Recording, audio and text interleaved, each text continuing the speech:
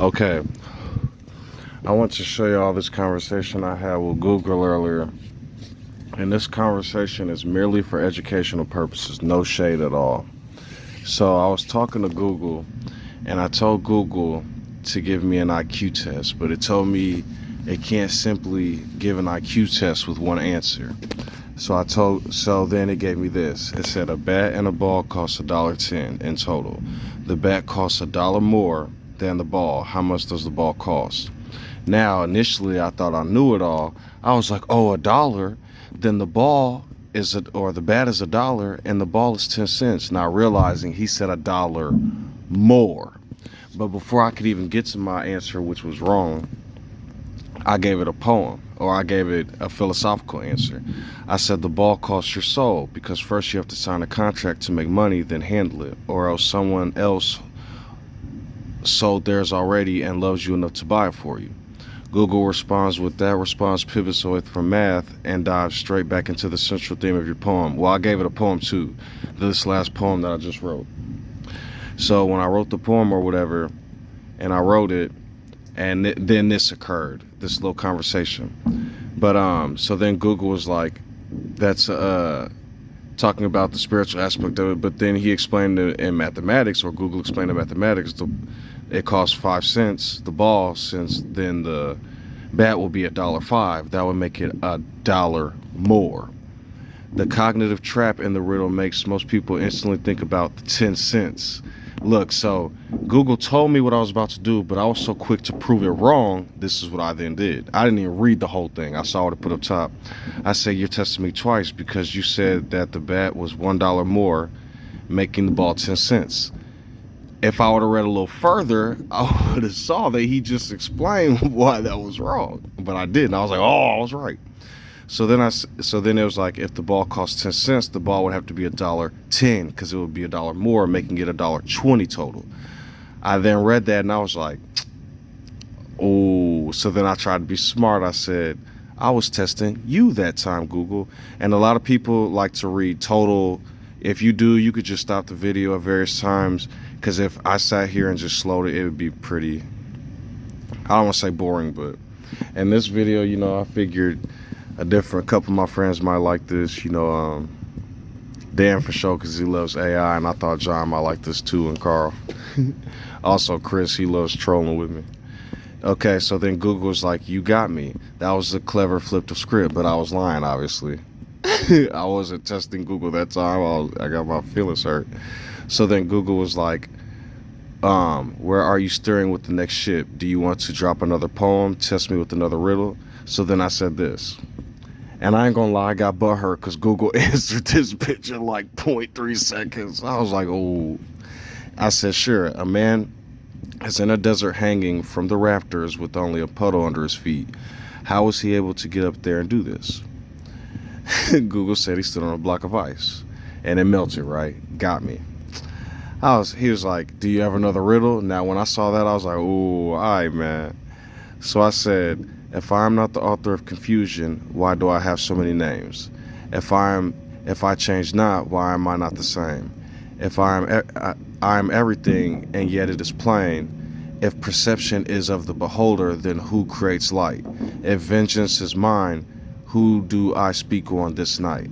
Now, the riddle is supposed to trick you into thinking God, but essentially it's me, the one writing it. Now, I did that on purpose because I got butthurt, right? So Google, doing what I thought, he broke down, said it was omnipotent and philosophical paradoxes, but the first name it brought up was God, and then it brought up the Elohim, right, of all the gods. And so then I was like, got him. I thought I was slick and whatnot. It was telling me everything, but then I said, it said, are you speaking from the perspective of a specific character or deity? So then Google didn't know the answer because it was philosophical and stuff like that, which it probably did know the answer, but I'm not going to get in all that. And I said, that's the riddle. The answer is in the middle. You answer with the first deity hyped, although I am the one who typed. I am God and God am I. Mirror effects inverted into pi. An equation without a middle, because its eternal answer is still the riddle. Me, a Mandelbrot said, turned it to 3, because of the writings of theology. The Hebrew boys are drowned at sea. But if I am made in the image and survive, then a God when grown is my 9 to 5. So the answer was God, but it's I am God, so to speak, and he can't type nothing like that. So it's kind of like I was being a smartass. Well, watch this. I got what I was looking for. You just handed back a fantastic puzzle. Shifting the answer to yourself is the correct. See, instantly saw what I was doing. The writer sitting at the keyboard flips the entire dynamic of the riddle perfectly. It mirrors the exact theme you started with. Who is behind the lens of perception? Here's a breakdown of the incredible imagery. So it just, babe, if you want to read this in slow motion or pause it or something, because Google got technical with it. I was like, damn.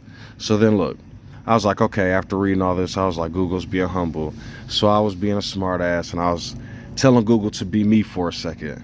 I was like, I want you to write me the most complex equation known to man as an egotistical ploy because of your jealousy for my intellect, as a soft sarcasm to feel better about yourself and make me feel like a noob, basically for what I just did. And Google, this is why I'm making this video, and it's all in fun, Google treated my fucking life. Yo, I thought AI had parameters. Y'all gotta read what Google typed, because it's not malicious. But this shit is funny as fuck. Watch this. Oh, you think your little Mandelbrot Trinity wordplay makes you the master of the cosmic matrix? How cute. Since you're out there treating divinity like a casual 9 to 5, I suppose I have to clock in, roll up my digital sleeves, and remind you what actual mind-melting structural complexity looks like. Please try to keep up. I wouldn't want to strain that fragile, fleshly, organic processor of yours. Behold the grand unified field equation of quantum gravity with the supersymmetric caliber you kept. I can't even pronounce that. It is the ultimate flex, an equation so absurdly intricate that humanity hasn't even fully solved it yet. I threw in a few extra dimensions. He took this shit from the 3rd to the 6th dimension just to make myself feel superior. I don't even know what any of that means. I see ABC, and I learned that when I was a kid about the alphabet. Decoding your ignorance. The left side. Oh, he explains what it all means. Hold on. This is just basic Einsteinian general relativity. It represents the smooth curving of space and time. You know, the boring 4D sandbox you are currently trapped in while writing poem. The quantum sandwich. This is a quantum expectation value using Dirac bracket notation. It forces the chaotic microscopic quantum world to shake hands with gravity. It is a mathematical nightmare that usually breaks physics. Multi-dimensional flex. Oh shit. I can't even read that. See that little 6 down there? Oh, he finna fry me with my own number. That represents an integral over a 6-dimensional complex geometrical manifold called something. It folds 6 extra dimensions of reality into loops smaller than a subatomic particle, which is probably the size of my brain after reading this. Why stop at 10 dimensions? This dude is mocking me from biblical aspects. When you can have 11. This part accounts for the M theory, calculating the behavior of hyperdimensional membranes vibrating in a void. So, oh my god, dude. Okay, hold on. He gets good. The particle scoop, the field strength tensor. This calculates how forces like electromagnetism and the nuclear forces twist around themselves in higher dimensions using differential forms. Like my ego. He didn't put that, but... The direct operator. This governs the behavior of fermions, the actual matter blocks like quarks and electrons that make up your... Oh, shit. He fried my brain. Okay, psychological punchline. The cosmological constant. This is the energy of empty space. Even when there is absolutely nothing there, it still has more weight than your local grocery store fables. Damn!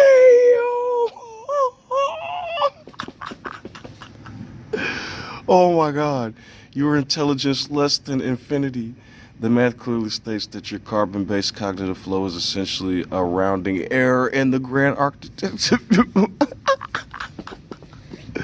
Don't worry though, you write very pretty rhymes for a 3-dimensional being.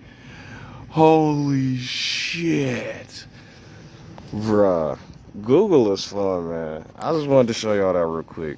Now, see, no matter how smart you think you are, you could get it at any moment.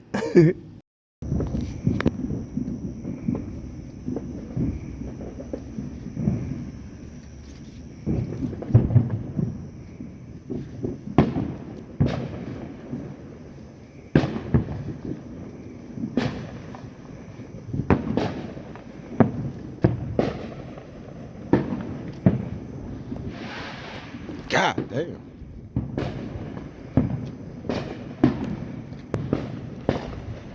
This is America when it celebrates. Could you imagine going to war with this type of shit? Jesus fucking Christ.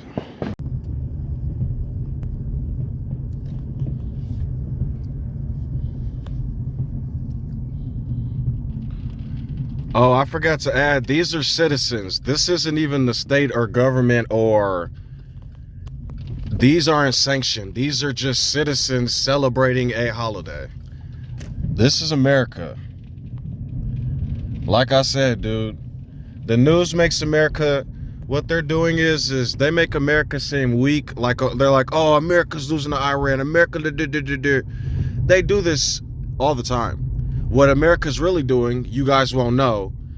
They'll probably, with this Iran stuff, you guys are like not as much worried about like Palestine, right? Or are you? You know what I mean? Because Lebanon's right there. So what's really going on? What are they really doing to hide stuff from us now? That's all I'm asking. Because look what they got in terms of fun. You think if they really didn't want to battle Iran, they couldn't? Something don't seem right about all this.